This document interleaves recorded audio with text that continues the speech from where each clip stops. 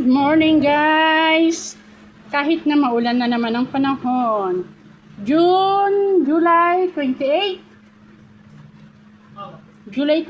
tayo ngayon ng umaga.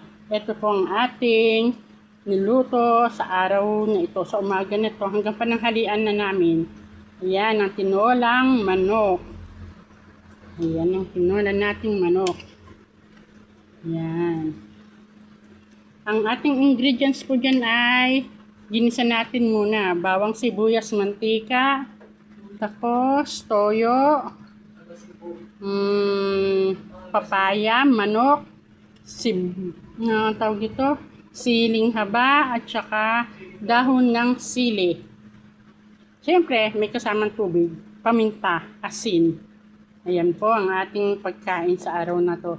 Tinolang manok. Ulitin ko po ulit ang ating ingredients. Mantika, bawang sibuyas, toyo, papaya, manok, dahon ng sili, siling haba, paminta, asin. Ayan po ang ating pagkain para sa umaga. Salamat po sa Diyos. Thank you for watching din po. Masarap ang sabaw kasi maulan na naman pong umaga. Thank you.